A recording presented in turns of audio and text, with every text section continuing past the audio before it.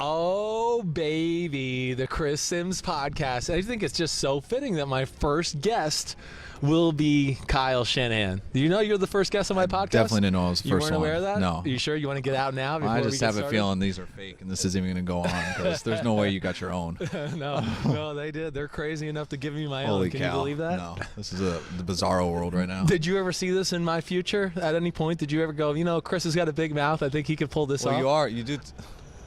Am I allowed to cuss on this Yeah, one? this is my podcast. You are You're full of shit half the time, so it only makes sense that you're talking for a living now. You're my friend, so that makes you part full of shit too. I just hope you know that. Let's just talk about a little history.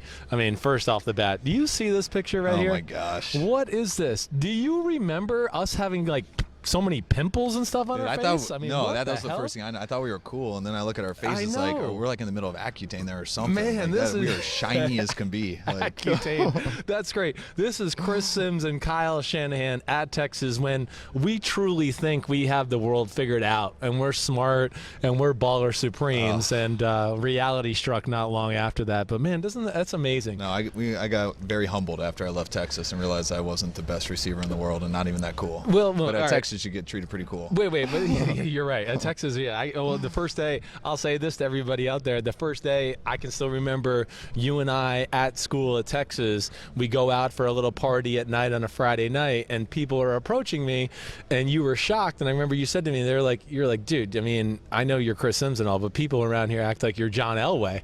It was unbelievable. Right? I mean, you're 19 years old, and we're walking down the street, and there's like 50-year-olds coming up to you, like introducing you. Hey, will you call my daughter? Like, you're Chris Simms. You're so. I'm like, oh my god, man! Like, you're a 19-year-old slapdick. It's like, crazy. What are people doing? And then you realize it's hard for people in Austin because they get that. And then they go to another NFL city, and it's like, man, I got treated so much bigger down there, and I think it messes with people's heads. I think there's a part of that. It's almost like we're in a professional atmosphere before we even started. No, and definitely before you deserve it, or you should know how to handle it right. Oh, gosh. All right, other thing, going back to college, because I've said this to some people, you were a hell of a slot receiver. You really were. You're kind of ahead of your time, really. Like, I agree, but no one believes me when I say that. But I totally agree. You in a lot of ways, I really truly think that if we were an offense at Texas, and I'm not trying to indict anybody at Texas, it was 2000 and 2001, like if we knew how to use a slot receiver, you might have had a cup of tea in the NFL or something. I promise you I would have got the ball, if I designed it for myself. Oh, yeah, but right. That's kind of, I know how to get guys the ball who aren't great at getting open on their own if you just do a few tricks for them and stuff, and that's what I needed, and I just needed a few tricks. I could have held myself. You had a lot of tricks. You were the resident route running expert for all the guys on the team there, right? So they all were followed because Kyle was famous for going to basically Ed McCaffrey, Rod Smith. You did drills with them and everything like that, and the rest of the receivers wanted to follow you.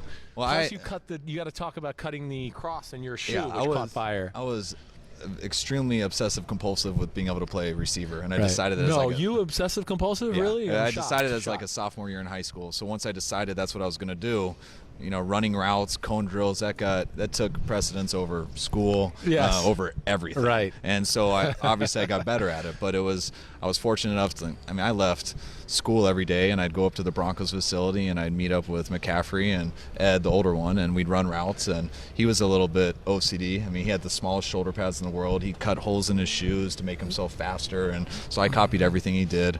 Bill Romanowski I'd always work out with, and he had every supplement known to man, and so I got a briefcase of vitamins I carried around. I'd take 60 vitamins a day. I was doing everything I can to turn myself into something I wasn't. But I turned myself into, at least I could play at college, and it helped, and that's kind of what I obsess about with our players today. Like guys who aren't good at routes, I'm just like, do you understand how much better you can get at routes? But you have to be deliberate in everything you do. You have to be obsessed with it. And if you have ability and you can just do something over and over again, you have no idea how you can get good at something. Yeah. And we have so many people who are talented that because they're that talented, their back hasn't been against the wall. Right. Like that. Haven't gotten the to finer NFL details. Sometimes they think they're doing it. Right. It's like, dude, you have no idea what doing it is. But once it clicks and you can get them to work that way, then you just watch them go like this. Yeah. Well, I think we both subscribe to the Mac Brown school of how did he always do? You remember what Mac used to do when he would go school first, football second, right? Yes. We were kind of that way. You didn't put the right finger up. I did school first, right? Yeah. Football second. It was football second. Oh, Wait, no, it was school first. Right. Football second. I think you're wrong about that. There was You a must have middle gone to finger some in there other head somewhere. coach. I don't think so. Mac with a middle finger? Are you crazy? You know That's Mac true. didn't give the middle finger, right? Maybe that's just what I did. That's what you did is right. Okay, so talk about that a little, though, because I think your experience as a receiver is what's made you such an amazing offensive play caller and play designer. You know what it takes to get a receiver open. How has that kind of helped you? Well, I've always known I wanted to be a coach, and that's, I joke around about school and stuff. I'm not raising my kids that way. I want them to work hard at school, but I didn't look at it as that it was just being lazy school. I looked at it as I knew exactly what I wanted to do. Yeah. And so every decision I made was based off of, will this make me better in football or better in school? And I've learned enough in school to communicate and do stuff, but I'm going to be a football coach. Yeah, and right. So if going to this class hurts my overall knowledge of football, I'm not going to that class. Yeah. So that's how I've thought of everything. And when you get into the coaching world and you start to learn X's and O's, I think you learn offensive schemes more as a quarterback, and that's how.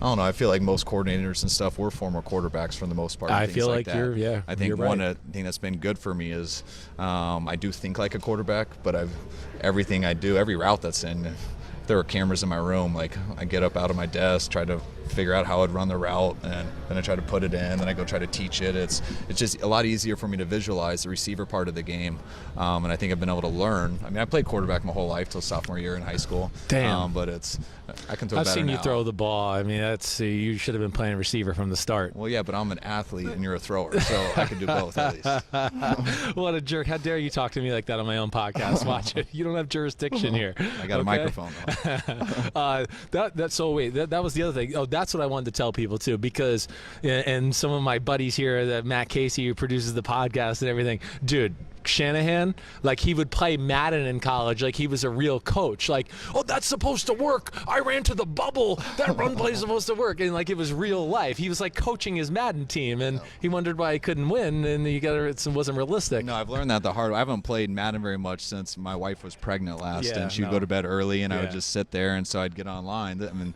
this was like 11 years ago, and I'm playing kids, and there's this support issue, so I'm bringing my receiver down to crack on them, and it's not working. And I have these second graders like talking so bad to me about how you don't know anything, and I'm just like, yes, I do, but can't tell them what I do, and they just know how to work the joystick better. Right. All right, so let's get into some talk right now about your 49er football team. All right. I mean, the first thing is I would like to know, what are we looking at for here? I mean, there's so many rumors about, the 49ers might trade for Antonio Brown or trade for Odell Beckham Jr. What is your first phase of this offseason? What are you kind of involved in right now? What are you looking at? First thing I did was study our own guys. Yeah. I got away for 2 weeks, came back, watched all of our games, all 16 seasons. You never know. You're going to remember the end a lot more than the beginning. So right. you don't want to do anything emotional. You want to watch the whole season, make sure how you feel is exactly right. Talk to all your coaches who do it separately, see how they feel. Talk to the personnel department. And then you look at the free agent options. We do want to make some splashes. Yeah. We want to add. We want to be aggressive, but there has to be a person to do that with. And everyone wants to talk about the stuff you just said, but that's the easiest thing for me because I definitely can't talk about people under contract on another team. Yep. But we're looking at all avenues. We would love to get a big free agent. We'd love to have an awesome draft pick. We'd love to make a big trade. We want to do something to improve our team, but those options have to be there. Right. And if we do feel the right options there that helps us not only today, but also doesn't hurt us for next year and things like that, we won't hesitate. But it's those things aren't easy things to do. They're things you got to be patient with. There's lots of different options you can do. And once you do decide something, it's not as simple as, hey, you got this guy. It's, all right, you got that guy, be excited about it. But that also means you don't get this guy, and that guy. Yeah, so sure. what does that mean to your team? And right. what can you help the most with your team? We're not going to be the best in the league at every single position. We're not. So what do we want to be the best at? What do we have the options to be the best at? And if we can get that, how do we get by maybe being a little less at other spots? Yeah, I know. There's a lot of give and take and balance, and you got to go through all the different scenarios if that do happen, what's plan B or whatever else. Right. I think that's interesting. And like with the draft and where we're at right now, okay, we're in the combine. We're here in Indy. Everybody has their own approach. Are you a guy, like, how do you approach being in Indy right now? This is your get to know everybody for the first time? How much film have you kind of watched of draft prospects? Because I know some coaches haven't watched any to this point. Right. They're just doing free agents, and then they're going to get into the draft after this. What's the Shanahan approach? I'm personally probably the farthest behind in our building as compared to our coaches and our personnel department. Right. I have an idea on film-wise on the guys we're interviewing. Right. What shows are scheduled, how many ever there are. But besides that, not much, because down here free agency comes first. Yeah. And that's something you can't go fast on. You don't just study the free agents available. You have to study your own team and the free agents available. And then you got to talk like, hey, if we do go to this free agent, what does that mean in the draft? Because if we go here, you can't get that guy in the draft. So as soon as I like a free agent, I go ask people about the draft, and I might watch some top guys. So you play it all together. I know that when I do get here and I leave, I have a very good idea about free agency. Right. And I got a very good idea of who I'm extremely excited to go back and watch in college. Gotcha. If I had if it made sense, yeah, I really wish the draft was right now. All we did was study the draft, and that happened in a few weeks, and we just drafted the best players possible, looked at our team, and like, oh my gosh, we are in trouble here, here, and here. Let's go overpay in free agency and solve that, and then it'd be good. The hard thing is you always got to overpay in free agency. Yeah. So whatever it is, you're going to pay more than they're worth. That's just how it works. Right. But what's tough about that, you go do that, and then it's 2 months later, and you're like, oh my God, this guy fell to the second round. He's so much better than this free agent. But damn, we went that direction 2 months ago. That doesn't make sense. We got to go this direction now. And that's kind of the anxiety a little bit about it, because it makes a lot more sense the other way. Yeah, it does. You're actually really the first person. I've asked this question to other coaches and GMs. You're the first person to have that answer, and it makes a lot of sense, really. So you would rather have the draft first here in the next few weeks. You would have spent your whole offseason to that point on that, got that done, and then from there figure out how to fill your team voids and everything. Well, yeah, I mean, it's all. You'd always rather have the younger guy, always. Yeah, I mean, everyone would do that, and especially when you get to free, you also don't want to be in a bidding war, which is tough. And it's not just about it's not that you don't want to pay that guy. That means you can't pay other guys. So, I would love. There's positions we have to fix. Yeah, sure. And we're going to. Right. And there's lots of ways to do that: the draft, free agency, or by trading. Yeah. But you have to do it. You're going to do it. Well, the draft's the one that, when it gets to your spot, you're picking a guy, and he's coming from college. That's the thing that is the most natural and best way to build a team. That's what you would like to do always. Yeah. And then see what's left over and know, hey, let's go overspend for this because we have to. All right, so talk about your team a little bit and just where you're at, just as far as positives, negatives, things you need to get better, positions you feel like needed to be filled in, anything that just jumps out to you right on. Well, I mean, and I just had my press conference, and so I'm not going to. Don't give me that crap. But this is live. I mean, not live, but everyone can hear this. What I can honestly say is I think we could add a position at every position except quarterback. Right. And that is the truth. Right. I mean, there's not one position I'm going to say, like, no, we're good. Now, there's some areas of needs that we have to address more than others. But, I mean, we're 2 years into this, and I'd like to be further along than we are. Yeah. But I also expected to be where we are. Yeah, yes, I wish we won more than 4 games. Right. I think we could have, even with what happened to us. I think there's a couple close games that we could have won and finished with 6. I also think if we could have stayed a little healthier, that would have got us a couple more. Sure. And if we got a little bit more luck, we could have got more. So you're capable of doing stuff, but we knew when we came here it was going to take some time. We wanted to turn it over. We wanted to do that through the draft and through some small free agency stuff, not trying to do a quick fix. I feel like we're right on pace with that.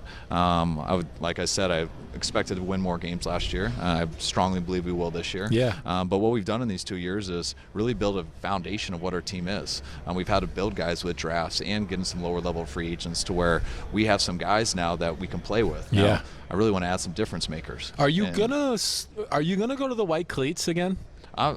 If it's up, me. I mean, get it done. I want white on white on white. Won I want Super all Bowls white. when you wore white cleats. Well, I got now it. You went to black, and they haven't won one since. Well, I'm just telling you. I got it done for one game. Right. And we got blown out. And what game was that? The first game versus the Rams at home. Damn. Yeah, and we looked really good. Right. But we got our butts kicked. And damn. So, I mean, what the hell? It didn't have to do with the good. uniforms. We didn't play that well. We weren't ready to go, and it just is what it is. But I just hope I can convince Jed that wasn't bad luck. And the fans too, because I'm all about the white cleats. You know how I was. Well, feel free to use my thing. Super Bowls 5 with white cleats, 0 cents. Yeah, just feel free to use that. It's free of charge, just as a friend. Don't worry. Appreciate it. All right, last question because we got to wrap it up, and I know you got to go. Jimmy GQ. I mean, I feel like just as your friend and a guy who studies football, I go like, damn, do you even know the guy yet? I mean, he got to play at the end of the season, and just as you kind of get to know him again, in 2018 he gets hurt, and now it's kind of so. How do you feel as a head coach who's got so much invested in that guy? I feel great to have him. Yeah. I mean, if you have a guy who's got the ability to be one of the better quarterbacks in the league, you should feel very blessed to have that. Right. And that's what we do have. Unfortunately for Jimmy and us, that he hasn't got to play a lot. Yeah. And we got him in a trade. He didn't get to play at New England a lot because he was behind a pretty good guy. Right. When he did get his opportunities, he was unbelievable, although they were limited. He was great in college. So all signs point to that. We were fortunate enough to get him in a trade. You were a fan of him in college. I remember you saying that. Yeah. And then we played him for 6 games, and he played as good as I could ever have imagined. Right. And then you're on the open market. What do you do? Right. And that's not a guy that you can lose. I mean, it was real what he did. Yep. Now, you also know that that's all he's played. I mean, that was a total of like 7 games. So, yeah, that was real. He showed he's got the ability to be exactly that. But he's got to go through some bumps in the roads, and I knew that was going to happen last year. Unfortunately, we lost him in the 3rd game. Yeah. And so he didn't get to go through all that. Right. So he's working out hard now. He's way ahead of schedule, like most of them are, but he is, and he'll be throwing in OTAs. He'll be able to do 7-on-7 and stuff, and he's going to come out there, and I mean, his talent, people can't lie. He has a feel for the game. Yeah. He's working at it. He will play well. We all will go through some bumps in the roads like you do with all guys. What I'm excited about Jimmy is to know we got a guy who has the ability to fight through it with him, and really get our team over the hump. That won't just be him. It's going to be a lot of other people helping him, and we all got to step it up. Dude, thanks for coming on the Chris Simms inaugural podcast. I'm just pumped on your first one. Yeah, dude. I mean, I hope I didn't ruin like your clicks or ratings. I don't know. Who knows what it is, but I know you don't liked know. it. I liked it. But yeah, thanks, Kyle Shanahan, coach of the 49ers, a.k.a. what are you going for here? Like the most interesting man in the world with this? Like, what are you on the Dos Equis commercial here? What are you going for, Vato Loco? Like unbutton that top one, man. No, Relax I don't unbutton my top button. Are you crazy? Never do that. Thanks for coming on, bro. All right, man. Be good. Appreciate it.